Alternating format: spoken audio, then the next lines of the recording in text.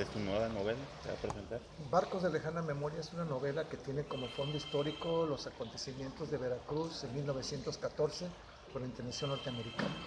Es una ficción histórica porque lo único que tiene histórico pues, es el fondo, ¿no? Lo que ocurrió el 21 y 22 de abril y en los meses subsecuentes hasta el 23 de noviembre que los norteamericanos se van. Es un pretexto también para hablar de la relación entre Veracruz y España a lo largo de ese periodo tan importante que la historia de México pues se ha hecho a un lado, ¿no? De esa batalla que fue entre el 21 y el 22 se sabe muy poco y no se sabe, digamos, que participó el pueblo, que participaron obviamente los cadetes de la Escuela Naval y solo un grupo de soldados y presos de la entonces prisión más peligrosa de México, que era San Juan de Ulúa. Eso viene siendo, y la historia pues en sí es de un personaje que se llama Nia Howard, que es una investigadora afroamericana que va a Veracruz precisamente a investigar dónde quedaron los restos de su abuelo. Su abuelo muere en Veracruz, pero nunca encuentra su cuerpo. Supuestamente su cuerpo está enterrado en un panteón en Estados Unidos, pero no es cierto. Entonces la novela trata de esa investigación, de averiguar quién es precisamente ese soldado que perdió la vida ahí. Y al mismo tiempo aparece otro estadounidense que es un soldado negro que se queda a vivir en Veracruz, bueno, en un pueblo de Veracruz, y empieza también la investigación con él, porque la familia, los descendientes no saben que ese señor ya murió, de hecho ya murió. La historia se ubica en el 2012, que faltan 2 años para que se cumplan el primer siglo, que se fue muy celebrado en Veracruz. Entonces, mi intención era mostrar un poco de la relación de Veracruz y España, y sobre todo que hubo muchos defensores españoles que estuvieron precisamente, tomaron las armas para defender Veracruz junto con pues, el resto de los ciudadanos. De lo que vendría siendo la último intento de invasión gringa, ¿no? Fue la En última nuestro país. intervención norteamericana, la primera la tuvo Veracruz también en 1847, cuando literalmente acabaron Veracruz. Veracruz le llamaban la ciudad de tablas, porque casi toda la ciudad era de madera. Pero los bombardeos que hicieron los norteamericanos pues destruyeron la ciudad, la tuvieron que volver a hacer. Esa ciudad fue destruida, murieron mucha gente, obviamente murieron niños, murieron ancianos, y los norteamericanos, a pesar de que se había rendido la ciudad, no dejaron de bombardear. ¿Cómo fue la construcción de esa historia a partir de la historia verdadera, ¿no? ¿Cómo fue la Sí, construcción de sí, la bueno, novela? primero fue de muchos años de investigación. Yo estoy investigando desde hace más de 20 años con respecto a esto. Desgraciadamente no había libros que hablaran mucho de lo que había sucedido. Todos los libros te hablan siempre, incluso los historias te hablan. La última intervención norteamericana fue en 1914 en el puerto de Veracruz, el 21 y 22 de abril. Participaron los cadetes de la Escuela Naval y los héroes de la jornada fueron José Azueta y Virgilio Uribe. Ya, eso es todo lo que encontrabas en los libros. Pero yo lo que quise investigar es el por qué, ¿no? Y las razones que me encontré pues tuvo que ver mucho con la cuestión del petróleo.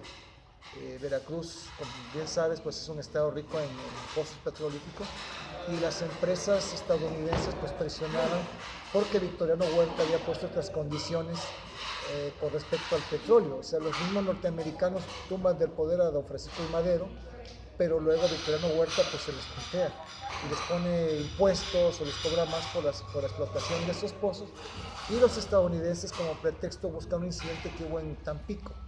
En Tampico llega una lancha de marineros borrachos de un ballenero que se llamaba el Dolphin o el Delfín, van a comprar gasolina y obviamente más vino. El general que está a cargo de la plaza los detiene, los arresta, Estados Unidos pide que los liberen, y ese es el pretexto de que saluden a la bandera norteamericana con 21 cañonazos, que es una afrenta para cualquier país. O sea, pues, y decían ellos, ok, saludamos a la bandera y ustedes dicen la bandera mexicana. Y en eso estaba, en ese inter, cuando viene un cargamento de armas para Huerta en un barco que se llamaba el Ipiranga, que es donde fue don Porfirio Díaz de Veracruz hasta Francia. Y ese barco es el pretexto para que los norteamericanos se apoderen del puerto para evitar que ese cargamento, el cargamento era ridículo, el cargamento de armas era una cosa insignificante, y ese barco lo detienen, pero es alemán, no le quitan las armas, pues es alemán, por algo no se les quitaron. Y ese barco se sabe que eso en abril, eso fue como por, creo que 2 semanas después, desembarcaron en Coatzacoalcos todos esos pertrechos de guerra, que llegó obviamente a Victoriano Huerta. Y los estadounidenses quedan ahí desde el 21 de abril hasta el 23 de noviembre. Hubo un momento en que en Veracruz había cerca de 50,000 hombres armados dispuestos a marchar a México para derrocar a Huerta. Y no solo hombres, sino había barcos. Ellos tienen una fuerza muy grande en el Atlántico, y estaba pues una gran parte de esa fuerza armada en los acorazados listos para atacar, no a Veracruz, irse a Tampico, ya el canal, irse conquistar a el través país. del canal de Panamá que empezaba pues, por el Pacífico, no sé, quien salva a Veracruz pues es Venustiano Carranza, ¿no? Claro que eso en la novela yo no lo trato tanto porque la novela más bien digo, está enfocada a las causas de la muerte de este marín y a las causas por las cuales el otro combatiente se quedó. Y es una novela, pues se puede decir, de mucho suspenso, ¿no? Hay una cuestión pendular que quise manejar un capítulo en el presente y un capítulo en el pasado para que haya un contexto más firme de lo que está sucediendo en el presente, que están buscando, ¿no? Esa fue mi intención. ¿Cuántos años duró escribiendo y investigando? Investigándola, pues sí, más de... Fue una cosa como perdida, ¿no? Yo recuerdo que hace muchos años intenté escribirla con el poquito material que tenía, pero me di cuenta que no. El primer intento formal fue en el 94, pero no me resultó tampoco. No me gustó cómo iba la novela, sentí que le faltaba más material de investigación. Y hasta el 2013 fue cuando ya me senté a escribirla, ya con todo el material que tenía reunido, libros que conseguí. Internet me ayudó mucho, es una gran herramienta Internet cuando la sabes usar, ¿verdad? Porque hay mucha información en inglés, en español casi no hay, en inglés hay mucha información. Los estadounidenses son muy disciplinados en esto, ¿no? Cada batalla o cada guerra que tienen la documentan muy bien, y ahí venía, o viene, mejor dicho, en esos textos que consulté, esa información consulté, perdón, viene cómo desembarcaron, qué tipo de armamento tenían. Digamos, estrenaron las famosas balas Dum Dum, que son unas balas expansivas y estaban prohibidas. En la Primera Guerra Mundial estaban prohibidas, pero los americanos las utilizaron y las estrenaron en Veracruz.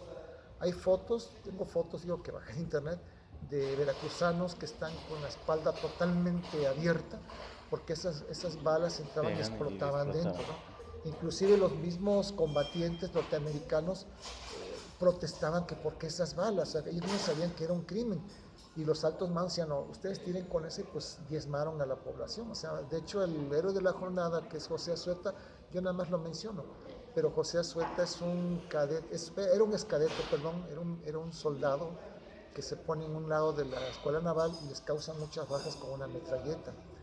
Y un francotirador desde un lugar que era la aduana le dispara primero un brazo y sigue disparando. Le dispara otro brazo, sigue disparando hasta que le dispara una pierna, Azueta cae. Y herido de esas balas lo llevan, no hay hospital, lo llevan a su casa, porque y dura hasta el 10 de mayo, y cuando se enteran los jefes norteamericanos su hazaña, porque se había diezmado la población, digo, los soldados, había matado muchos soldados, se ofrecen los médicos, que lo llevan, bueno, le ofrecen llevarlo con sus médicos al barco, y la frase que él dejó acuñada, de esos invasores perros no quiero ni la vida, y muere el 10 de mayo, muere el 10 de mayo por septicemia, porque las balas eran expansivas, las famosas Dum Dum, se infecta todo su cuerpo y pues muere, ¿no? Entonces, yo a él lo mencioné, no me metí con los héroes Milton porque creo que meterse con los héroes siempre es un riesgo, ¿no?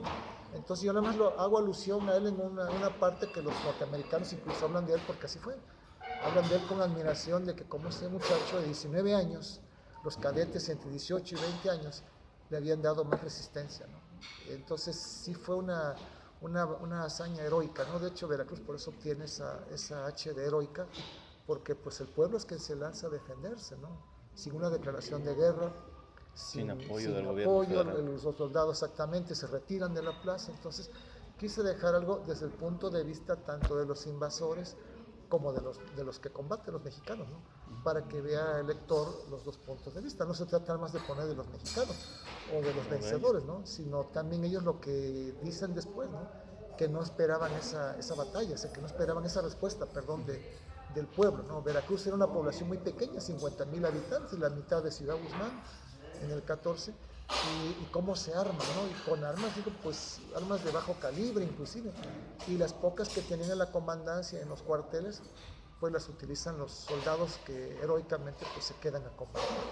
Entonces todo eso yo quería documentarlo en una novela y tratar de hacerlo ameno, ¿no? ¿Cómo cambia tu escritura y tu forma de tratar las historias desde tu libro anterior a este? ¿Cómo fue la época de...? Sí, mira, esta es la quinta novela, tengo 4 publicadas, va a ser la 4ª publicada, ¿no? Está pendiente la suástica mexica, que pues esperemos que el señor Holguín la edite, pero sí ha cambiado mucho y sí vas viendo que cambia tu forma de descripción, tu forma de analizar, ya es con más detenimiento, ¿no? Ya los personajes ya no son escritos a la carrera, ¿no?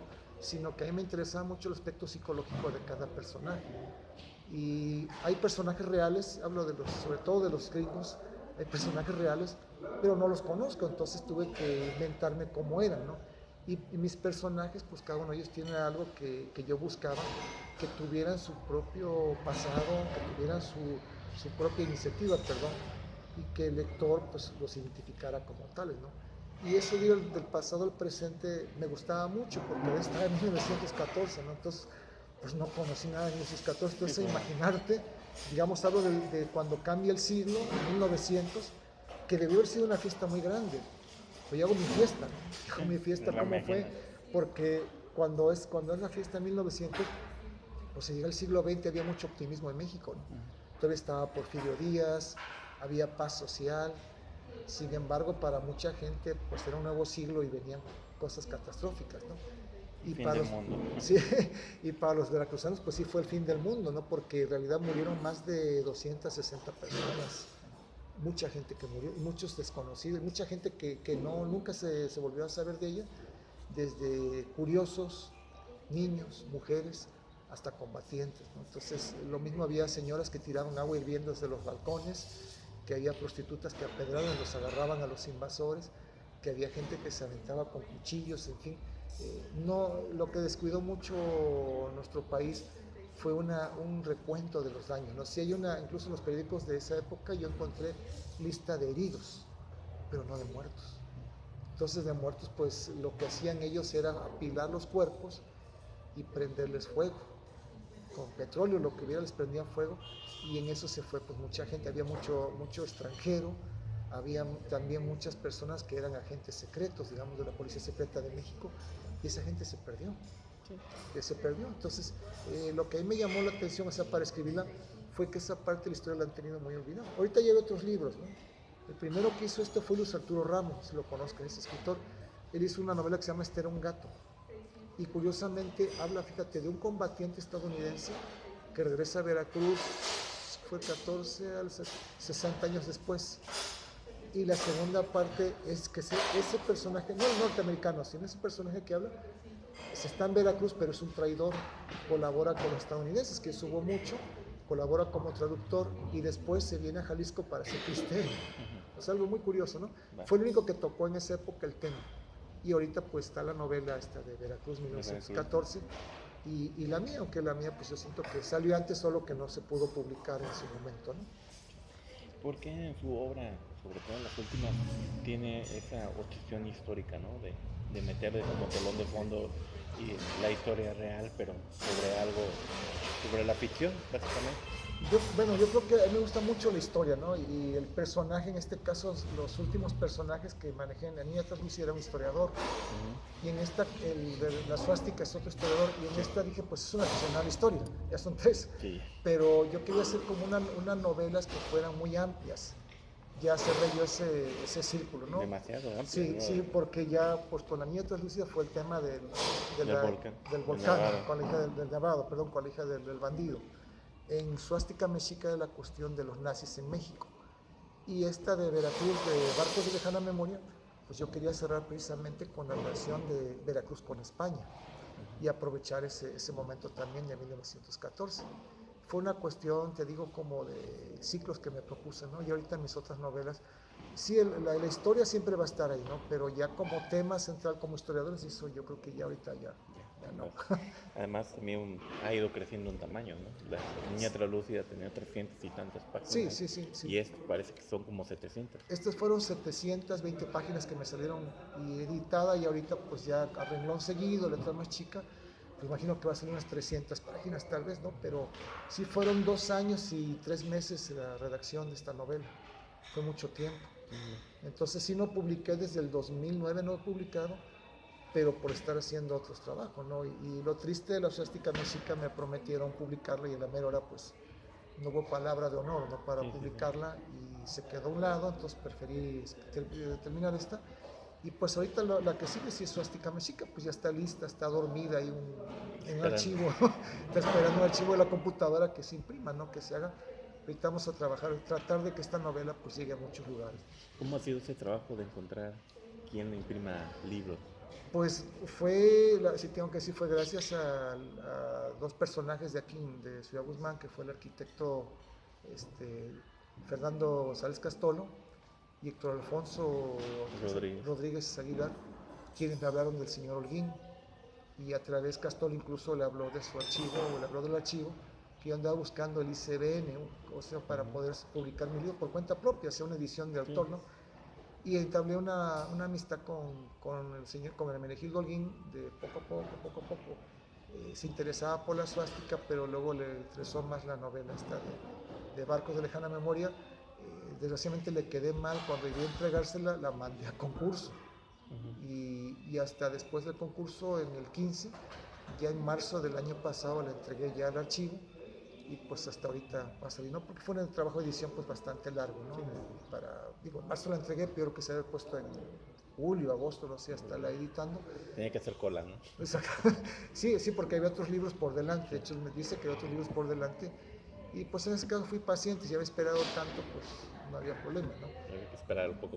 Pero bueno, participó en un concurso nacional en Veracruz. Sí, esta novela fue que la mandé a concurso, de hecho se le había prometido a Holguín publicarla y la mandé a concurso, creo que no le gustó nada. Y la novela obtuvo un segundo lugar en el concurso generoso, que es, ya se olvidó el nombre, Gómez Cañizo. Gómez Cañizo fue un concurso a nivel nacional de novela y ensayo. Curiosamente gana ensayo y mi novela quedó en primer lugar en las novelas, pero pues queda en segundo lugar, ¿no?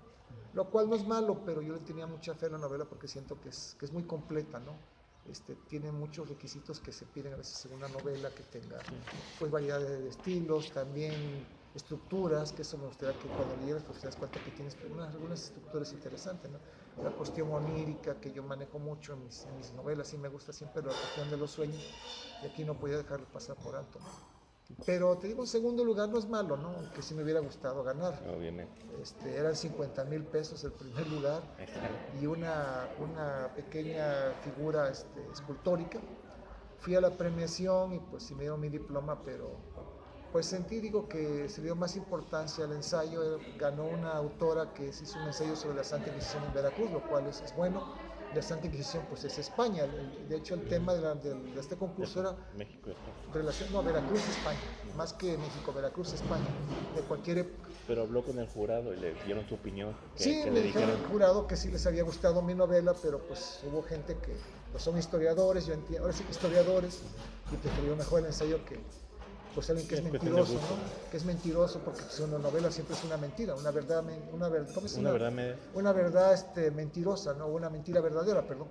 Pero dijeron, no, mejor se lo damos al ensayo, y de consolación pues sí me dieron el segundo lugar. Yo hubiera querido quedarme con la figura, con la escultura por lo menos, pero no.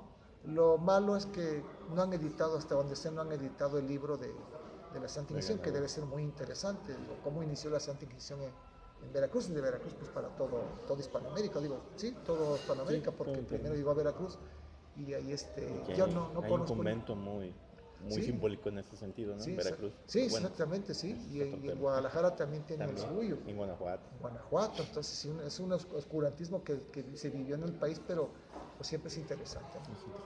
Lo va a presentar este jueves. Vamos a presentar el jueves, primero, bueno, la intención es presentar el jueves 16 aquí en Ciudad Guzmán, más adelante en Guadalajara, y ya será una pequeña gira a diferentes partes del país.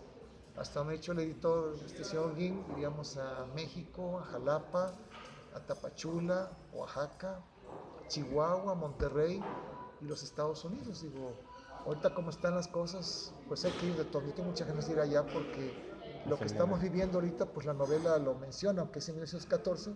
Lo que te comenté, hay muchos paralelismos entre lo que vivió México en esos años a lo que estamos viviendo ahorita. La historia es cíclica, ¿no? Sabemos que ahorita yo no creo que sí, porque hablan de una guerra, no, yo creo que las guerras van a ser comerciales, son las guerras ahorita, ¿no? Comerciales, no sé hasta qué punto nos puede afectar, porque nosotros somos consumidores, ellos venden. Nosotros también hacemos exportaciones, pero pues hay otros mercados, y siempre he visto que hay otros mercados, ¿no? Y ellos pues en realidad necesitan de nosotros, simplemente el refresco más vendido del mundo que se consume en México. Y yo vi un noticiero, leí una nota, perdón, que quieren grabar lo que manda la gente de Estados Unidos al 2%, y aquí se va a grabar los $20,000 millones que se mandan a Estados Unidos. A ver, por ese 2% a ver quién cede primero, lo cual te digo es una guerra comercial. Yo creo que las guerras ya no van a ser como con Veracruz, ¿no? Perderíamos, ya la invasión ya no sería como la de Veracruz, perderíamos todos, ¿no? Porque sería una cuestión muy terrible, ¿no? Causaría mucho dolor al pueblo. ¿no? Y además Vietnam, Afganistán, Irak Sí, han dejado sí. No, grandes ejemplos de que sí, no exacto, funciona. sí, ¿no? Pero México tampoco está solo, ¿no? Creo Sí, que no. México, si la población se une precisamente quitando a un lado los partidos políticos, la población mexicana creo que está consciente de eso. Y da gusto ver que hasta los niños se están dando cuenta de lo que está pasando, ¿no? Entonces, es muy triste eso también. Pues algo más que me quiera comentar de Pues tu ojalá novela. puedan asistir y que lean la novela, ¿no?